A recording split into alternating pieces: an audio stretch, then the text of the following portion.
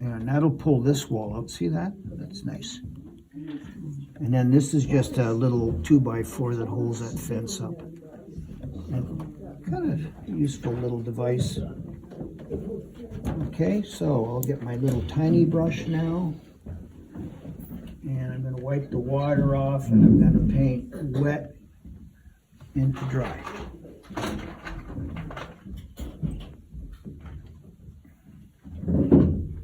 I want it blurry. I don't want it really, I don't want it to attract too much attention because it's secondary information. And I'm just going to make that a little narrower.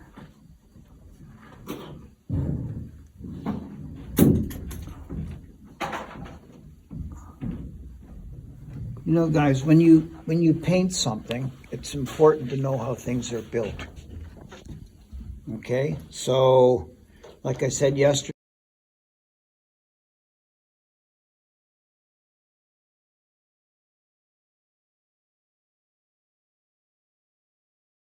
right in there, it just separates these two buildings like that. Okay? And I'm going to dirty up the shingles by using a little bit of burnt sienna mixed with Payne's Gray, and I want it dirty.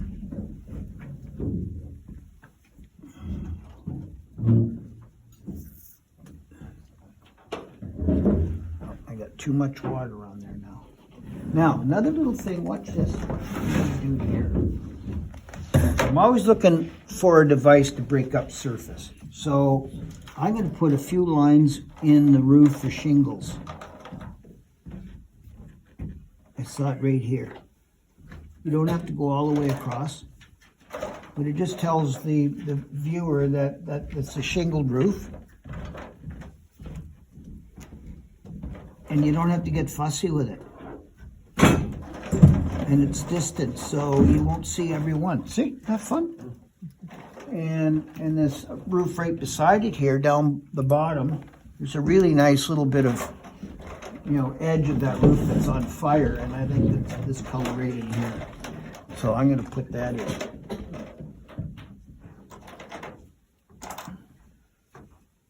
Just to give it another color. Then I'm going to get my Payne's Gray, and I'm going to make shingles again.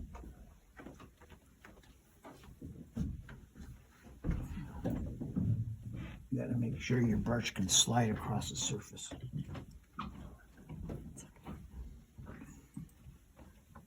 Isn't that fun? Look at that. That just makes that roof make sense. And then underneath the soffit, because it doesn't receive any light, I'm going to put a little darker value, a darker blue, a little bit of purple in it.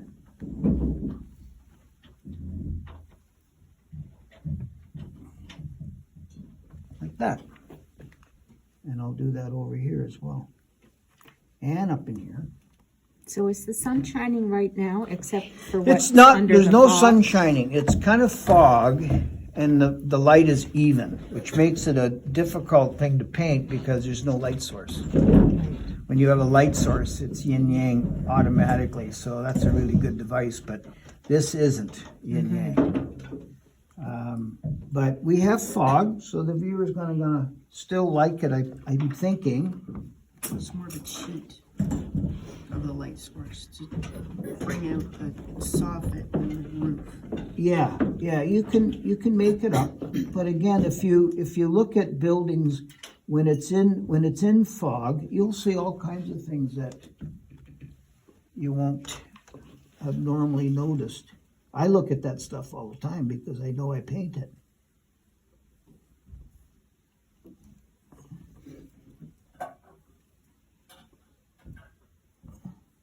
So this blue here is like a Cotman ultramarine. Barb's gonna tease me. Is she here? Yeah. Did you hear me? Did you hear me? Okay, that's it right here. But that's the blue right out of the tube. So I'm not mixing too much. I just wanted this to be a little bit darker. And these windows, all of these windows, because it's fog, will not receive any light. So they've got to be pushed back. But you do that when they're totally dry because, okay, while I'm here, I'm doing too much at once here. I'm going to put the lines in that roof. Just watch the amount of pigment you have on your brush. Okay, here we go. So I've got it started here, so I'm going to come here. Don't do every one. You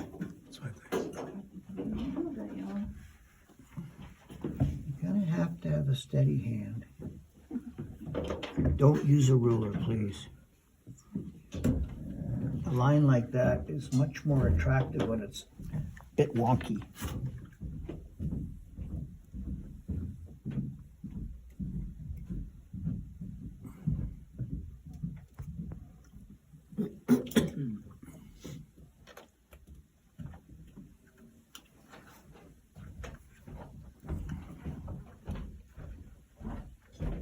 Fun, eh?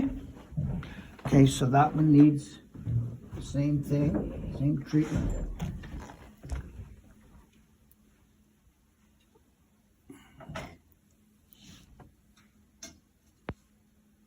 Whoa, that one's crooked.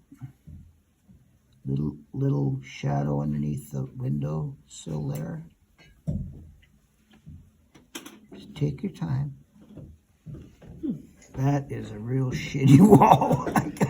That is just terrible. Oh my God, that is awful. Okay, so what am I going to do there? I'm going to kind of scrub it out, make it less obvious. Because I didn't do too well.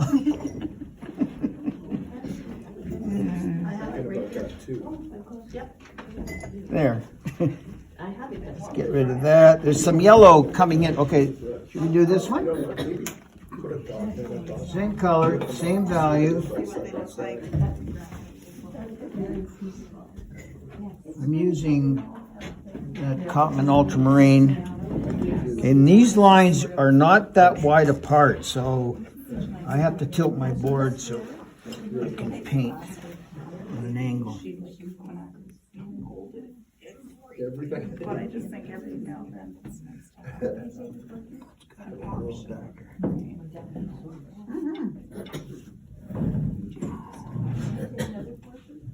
So what color are you using there, Barry? Is it gray? No, it's ultramarine. That's ultramarine, okay. Yeah, with a little bit of paint's great because it's not doing it for me. There's a window there. I'll repaint that window. There. And then dark underneath the soffit.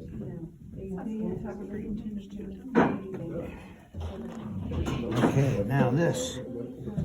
So this is like a mud room.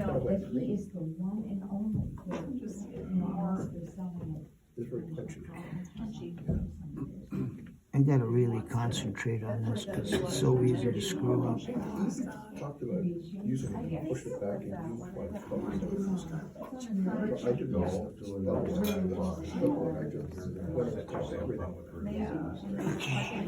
And then I looked at this and I looked at that. Yeah. I think that's great. Yeah. I mean to get actual. Bejans, B-J-A-N-S.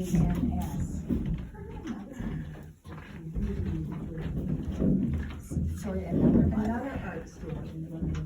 Not anymore. Down in, I think it's Meadow Ridge or something, at the South End condo. You come off of Exeter, so you're just coming off the 401. Yeah, and she, Am I grunting? I can hear myself. Oh, whoa. Okay, that's to know, right? yeah, but that's it. I don't want to get too fussy with it. And Woodstock, I don't even think there's anything. No, I don't think there is either there. Really sad. Now that's a basement door, so chances are the lines will go the other way if I decide to do that.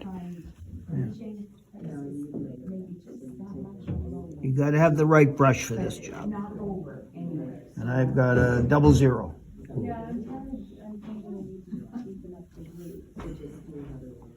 And if I was at home and I didn't have a good brush, I would go into my brush collection and I would find a brand new 00 to do that job. And I'll just kind of suggest that. And just for laughs, purple edging. Have you ever done any clapboard or board and batten? It's important that you get that like that.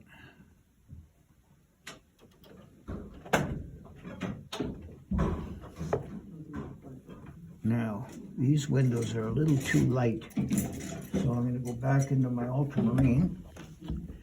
And I'm going to just put a little uneven wash over that.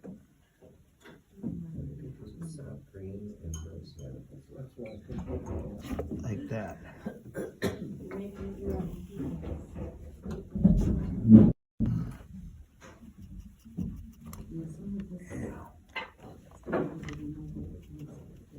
Make the house a bit dirty. Give it some texture. So this is dry brush. There's hardly any pigment on my brush, and I'm going right into dry paper.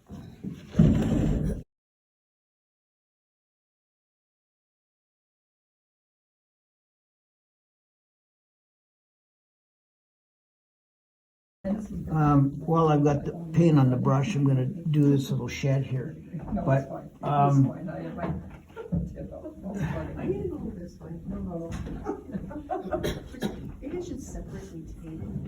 there's a lot of these little drive sheds that they had there. And it doesn't have to be super accurate, you know?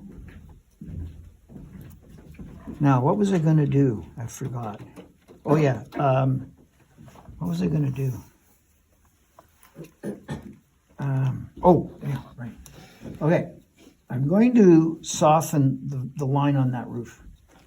So I need clean Kleenex. And I need a clean brush because I don't want any of it getting dispersed into the sky or into the fog. And I'm just going to run a little bead of water over that. Like that. And then dab it out. There, right underneath the chimney, it worked out pretty nicely.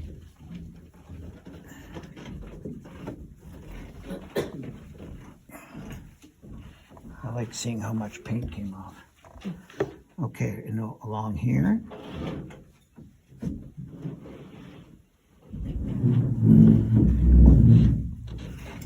There, I like that. And maybe just a little bit along here. Maybe not all the way down, so keeps everybody guessing. Okay, and I think I'm going to do that. A little bit of underneath the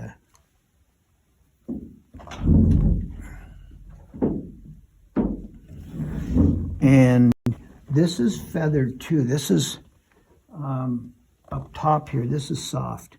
So I may just put another little layer of rock up in there because it's distant and the fog would make that really soft like that. And then scumble, a little bit of purple. Did you notice how much I pulled? Like even that right there, that's so easy to screw up. And I spin because rocks are circular. and it's quite soft underneath. And this is sort of pinky.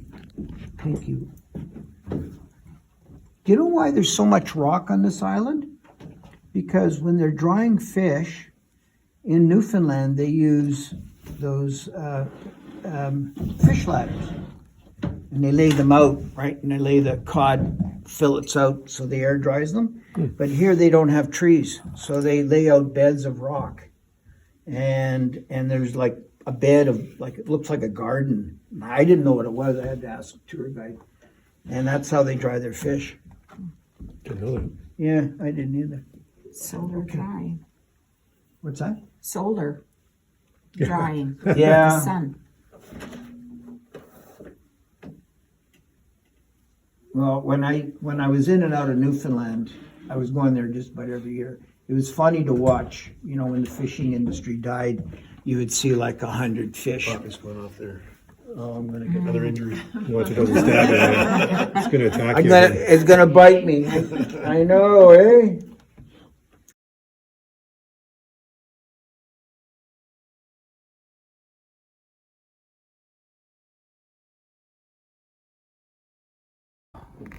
Now, Payne's Gray is my go-to for dark.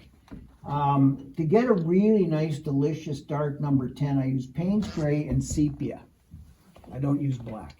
Black doesn't, it's a stain. It's a terrible, terrible color. It's not even a color.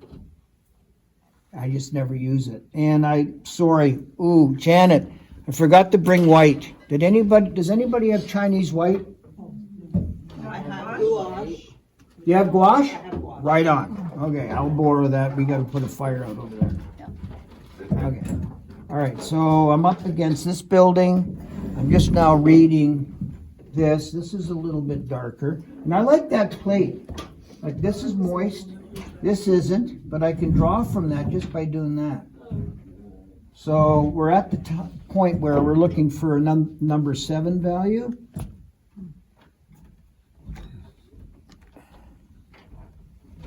And there's a wedge there. I don't want to lose that. This is quite dark up in there. There's my go-to, right up in there. And see how I'm dragging the side of the brush, not the tip. Another technique.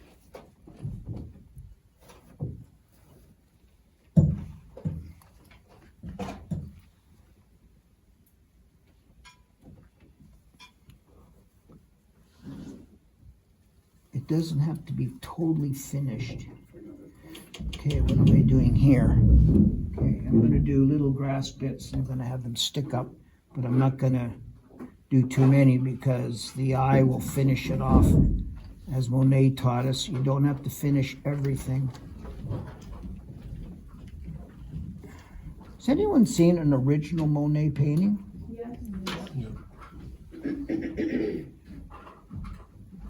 Has anybody been to Giverny?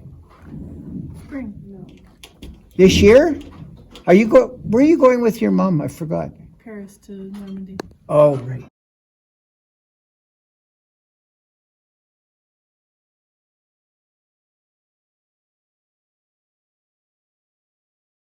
And I'm going up and down to make it look like grass. And I'm going around in circles. And I'm filling in all of the light bits. Try not to fill it in totally. So I'll make a rock out of that. And I'm running into that mist kit, which drives me crazy. And then every so often, I'm going to do this. Little bits of the grass coming up that are a bit unruly.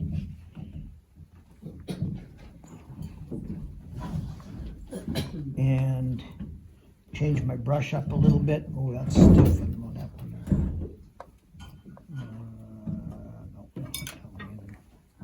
No, I'll take this one. I like it when they're splayed out. Now, this is a one-shot deal. Gotta make sure I have the right moisture on the brush. using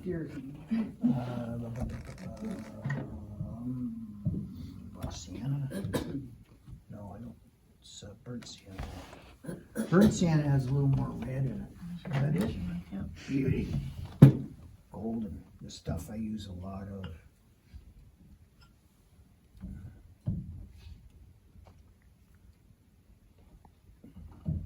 The burnt sienna warms up this green that's otherwise quite acidic. And that's another clue to beginners who paint trees and forests. They don't mix anything in with the green. You take a look at a forest and ask yourself what colors are in there. You'll find all kinds of colors. It's not just green. There's red, there's browns, there's orange, and that's what you gotta paint with. That's what's out there. And there's some painters though that are so good.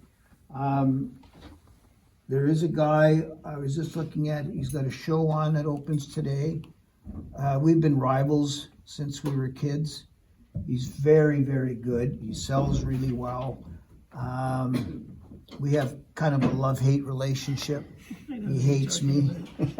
What's that? He's on At the Loch. Yeah. Yeah. But he does great trees. His greens, nobody touches him with his greens. He's just that good. He's teaching now too, eh? No, is he? Yeah. Is he? He had a oil painting class up in, he's in Meaford. Oh, yeah. It's $1,000 for his course. Well, I heard that he used to give parties, and he would paint for people. Kind of tacky. You want to watch me paint? Drink beer and watch me paint. Come on over. It's a bit much. Sorry? Was it a week long? I can't remember. I followed Yeah. him on Instagram and it came up and I thought, oh, that might be kind of interesting. And then I saw that and thought, oh, no, it's okay. I'm good. Wow. $1,000. Well, he's worth it. I I would really say- like his painting. Huh? I do like his Yeah, painting. I do too. We've been showing in the same galleries since the 80s.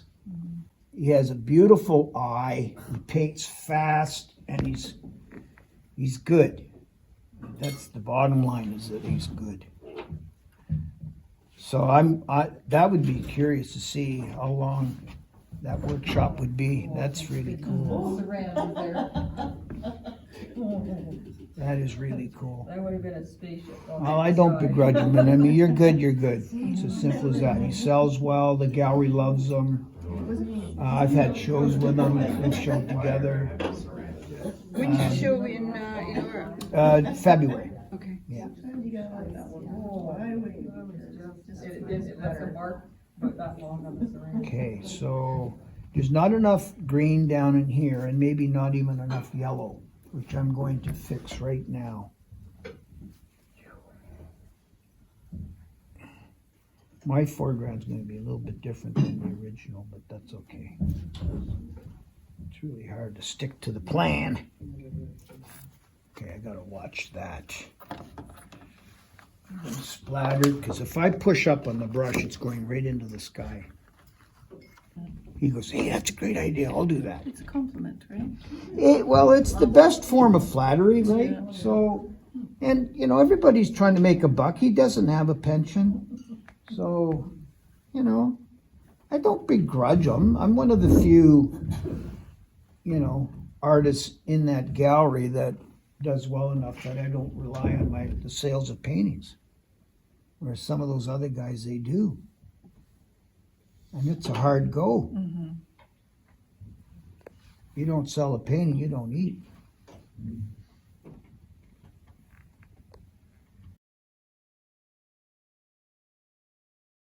I'm going to put this on the top of my painting because I don't want to get it Is this yours, mucked up. Barry? Huh? Is this your juice? Yeah. I'm gonna stash Okay. it over here. All right. Okay, I'm going to use, what color would I be using to paint around those rocks? Some kind of brown, Yeah, gray brown. good. Could be brown. Gray. Could be greeny brown. Could be Payne's Gray, yeah. Yeah. Could be all of them mixed together. All of Could them. be all of them, Yes yes, to all. good. It doesn't matter, really, does it? Because these are all the colors we've used before, so that's probably the best answer. Now, if you notice, I haven't been painting like you guys have, but all my plates are on the dry side. But I will put a little bit of brown in with the Payne's Gray. I have a double zero brush because I'm going to be doing some little tiny painting. It's called negative painting. And, Which it'd be nice if I looked at the image brush here. company is that? Is that the Premier? Barry? Premier? Premier, yeah. It is, okay. Yeah. Yeah. Okay, so it's negative painting. I'm going to do this really fast because I don't want to hold you up. And then when you guys are done, you know what you got to do for me? You got to email me your paintings. I want to see them. I have an invested interest in you now. And anything that you do after this workshop, I'm still going to be there for you. Because I take an invested interest in time spent with you, and I love it. When you continue painting and you want me as a sounding board, I'm happy to do that for you. Wow. Well, you email me all the time. It's really nice. I'm flattered. Well, sometimes it's good to have someone else's opinion. Exactly. Absolutely. Okay, I'm just painting around these little guys. Like that. I'm trying to blend it in, dragging the brush around so the rocks look like they're not pasted in there. Okay, and I can actually make a rock. I can make a rock down in here and just paint around it. It's okay to do that. Your eye, it's another texture, right, sitting on the surface. Maybe it's got moss on it, so. And well, the eye's not gonna go to it is probably the best thing. So, yeah, I like this color here. There's so much nice warmth that I could just sit on top with Payne's Gray and that warmth will come through. Some of you have them two outlines, so be careful with that. If you take a look at a pile of rocks, you'll see all kinds of little stuff peppering out, you know.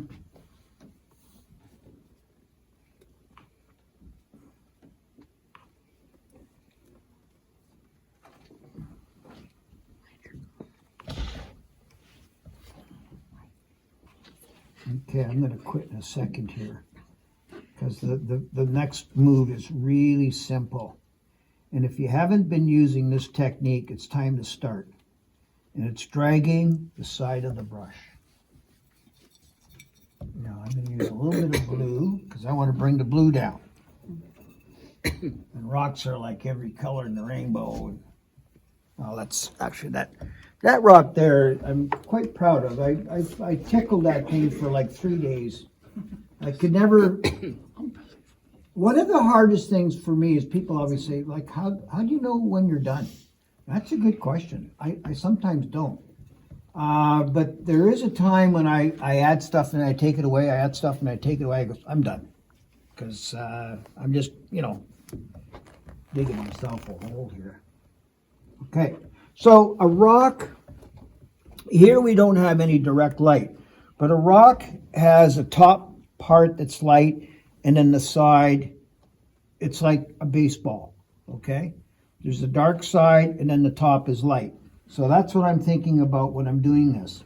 I've got 4 rocks right here, and what I'm going to do is I'm going to paint the top of one of these rocks with a kind of a gray purple. And then I'm going to drag the brush, but leave the top like that. You see that? Can you see that? It's that simple. And then scumble this one right here. I'll paint that one for you because it's a little bit bigger. And I'm going to drag the brush like that, and hopefully the texture of the brush will give me the texture of the rock, like that.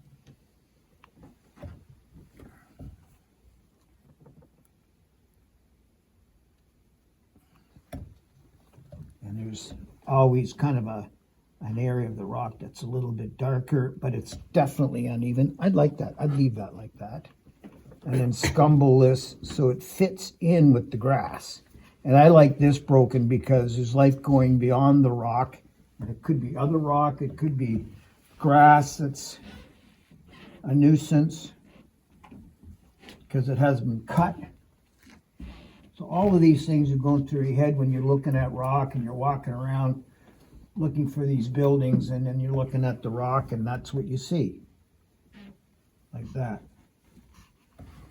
Okay? It's just a little bit of finicky. Okay, I got one more thing I'm going to show you, and then I'm going to send you off.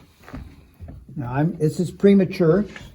I'm going to pull the mistkit off for the flowers. If you're going to do this now, not a good idea to bring your fan brush back in and start fan brushing again, because you're going to go right over top of the flowers.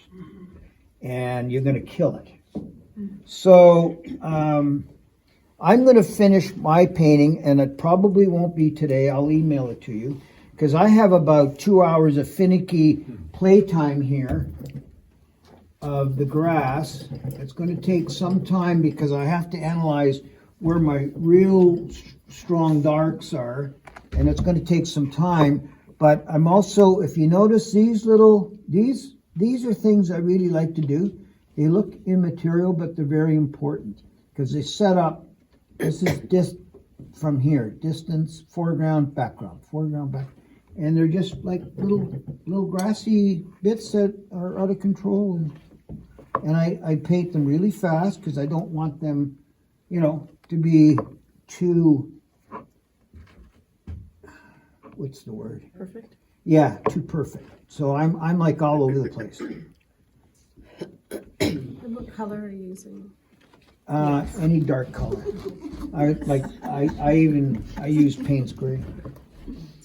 And then this in here I'll swirl and make it part of the family, And then back in here I'll paint back into the light area.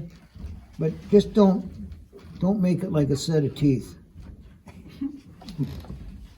Okay, now let's see what this looks like. Because I actually like painting around the flowers. Oh, Some of them are too big, and if they're too big, I'll paint around them and make them smaller. So there's some stuff back in here. These are way too big for the distance, right? And sometimes when you use mistkit and you use water with the mistkit, it lands on the paper really tiny, but over time, like 10 minutes, it just kind of spreads out a little bit. It's like, well, that's a bigger dot than I wanted. And that's what happens. So, I mean, look at that. and how do you fix that? Paint around it, get rid of it. Dark It is green just or awful. Hey? just a dark green or Yeah. whatever? Yeah, I'll just around it? swirl. I'll do this. I'll get rid of it. And then you can have different textures. too, I'm 'cause it'll be different. keeping. Oh, come on.